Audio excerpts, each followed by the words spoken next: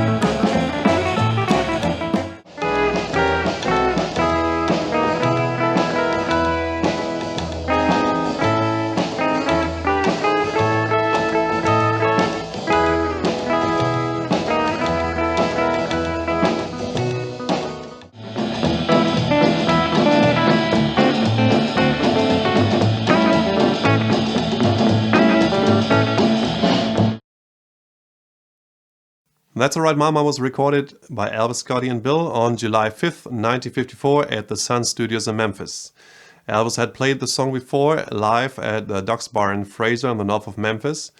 In fact, he played a lot of Big Boy Arthur Crudup songs at the time. And I think Elvis took his melody more from another Big Boy Arthur Crudup song by the name of I Don't Know It. I mean, it's pretty close to That's Alright Mama, but I Don't Know It matches more Elvis' version of That's Alright Mama. And you can hear Bill Black on the bass, yeah, and Slap on the Way, and of course fantastic guitar work by Scotty Moore. The sound on the original recording is totally dry, even though Sam Phillips had experimented with the slapback echo for some time, and he used the echo effect the same day That's Alright Mama was recorded, earlier, on Harbor Lights. But on That's Alright there's no echo, no reverb at all. Now, some of you will say, well, I hear reverb on That's Alright, or echo. And that's probably because you're listening to the RCA version. Yeah, when Sam Phillips sold the contract to RCA, they transferred the master tapes to RCA, and RCA released all the 5 Sun singles, and they put some reverb on there. So that's probably what you're hearing. Scotty Moore used a Fender Deluxe amp and a Gibson ES-295, not this one. This one was given to me by a friend of mine called Axel Barter, and I play with him in a band called the Rockabilly 4. I put a link in the description below so you can check him out, and I'm more than thankful, I can't say enough, that he lent me his guitar for the duration of the course, and I don't want to give it back. But now, without further talking, let's get right to it. Here's how to play That's Alright Mama. That's Alright Mama's in the key of A, and the solo starts like this.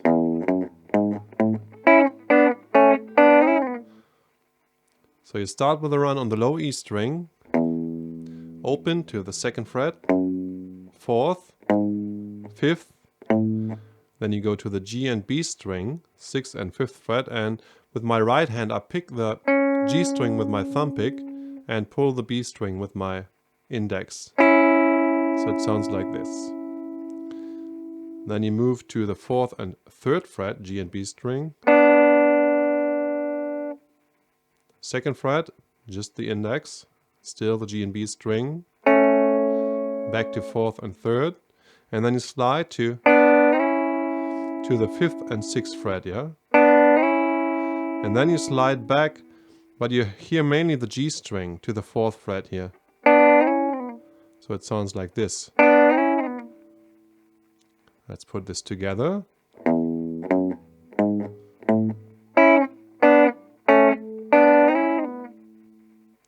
Then you repeat the first phrase, but without the open E string. So you start on the 2nd fret this time, to the 4th, 5th again,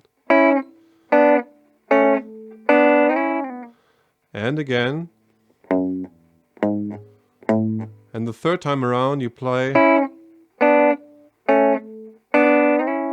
Yeah, you don't slide back on the G string to the 4th fret. You just stay here to play the next phrase, and that goes like this.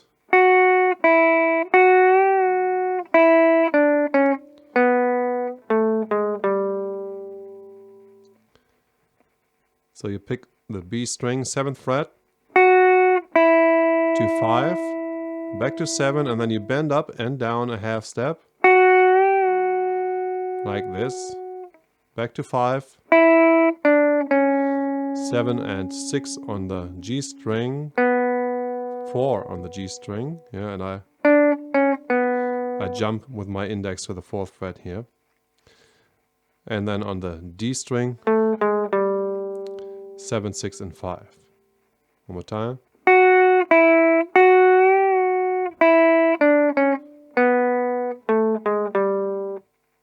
Then for the next part, Scotty uses some kind of finger picking. He was a big fan of Chet Atkins, but at that time in 1954 he hadn't developed a steady bass yet. So instead of sounding like this,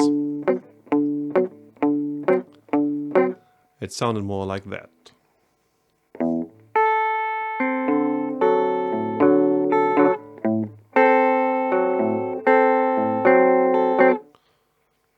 So Scotty plays the D9 chord usually like this, with a ring finger on the 5th fret, the top 3 strings, then the index takes 4 on the D string, and then he uses the middle finger for the A and the low E string on the 5th fret. And I tend to use my thumb for the low E string and the A string, the bass string. So it's up to you, whatever you prefer. Yeah? And it's really hard to replicate every single note. Yeah, I try to spend some time, write down every note as I could hear it, as authentic as possible. It's up to you what you make of it. And it starts with a perfect imperfection, as Sim Phillips would say, a low E string for the D9 chord, and I think he was just not fast enough to get to the 5th fret here on the low E string. Yeah.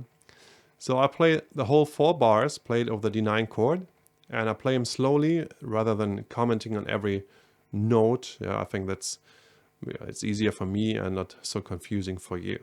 But you can follow along with the tabs. One more time, this whole part, slowly.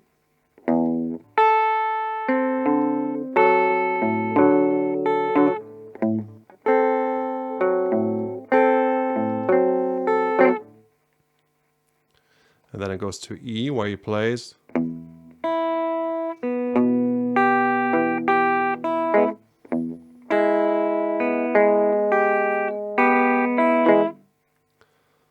Yeah.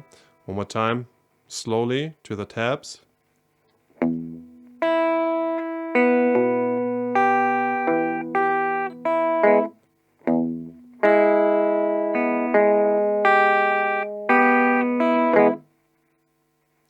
And then back to A. And here again he plays a weird note at the beginning, the 6th fret of the low E string. And I don't know how he does it, because usually he uses a bar chord for the A chord here on the 5th fret, and it's really hard to get to the 6th fret by accident. Yeah, it's easier to make this mistake when you do it like me, with a thumb here on the low E string, and then you just slide too far. But you can just play it like it's supposed to be, with a bar chord on the 5th fret. Here's the last part, the last 4 bars played over the A chord.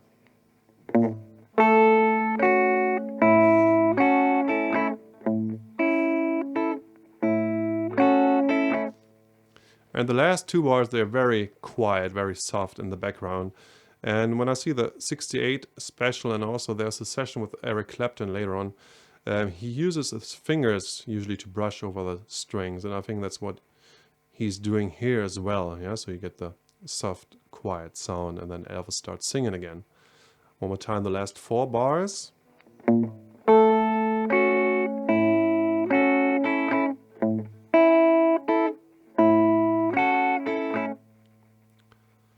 here's the whole solo slowly.